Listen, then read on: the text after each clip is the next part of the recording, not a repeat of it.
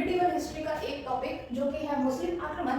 इसे आज हम एक शॉर्ट्स के थ्रू बहुत ही इजी वे में समझेंगे और इसके अलावा आपको एक भी चीज एक्स्ट्रा पढ़ने की जरूरत नहीं है किसी भी कॉम्पिटिटिव एग्जाम के लिए। तो चलिए स्टार्ट करते हैं। तो जो मुस्लिम आक्रमण था वो दो फेज में हुआ, एक हुआ अरब युग के थ्रू और दूसरा हुआ तुर्किश के थ्रू। तो जो अरब का पहला जो आक्रमण करने वाला था वो था मोहम्मद बिन कासिम, जिसने इंडिया में आक्रमण तो किया लेकिन सिर्फ उसे लूटने के लिए, और आक्रमण किया 712 ईस्वी में सिंध प्रांत में, और वो भी राजा दाहिर के साथ इसमें लड़ाई लड़ी। और इंडिया में जब ये जीत गया तो उसके बाद इसने इंडिया में जजिया टैक्स लगा दिया और इसे 5 लोगों को छूट रखा, जो थे बच्चे, बूढ़े, विकलांग, महिला और ब्राह्मण। और ये सारे पॉइंट इतने ही आपको याद रखने हैं। इसके बाद जो नेक्स्ट अब हम लोग देखेंगे तुर्की इन्वेजन। इसमें जो सबसे पहला आक्रमण करने वाला था वो था गजनवी, और इसने इंडिया में 1000 से लेकर 1027 तक में 17 बार आक्रमण किए। और इसमें से जो 16वां आक्रमण था वो बहुत ही फेमस था क्योंकि इसने इसमें सोमनाथ मंदिर जो कि गुजरात में, उसे पूरी तरीके से लूट लिया।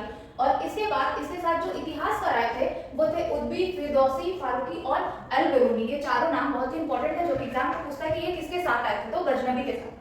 फिर नेक्स्ट जो है वो है गौरी।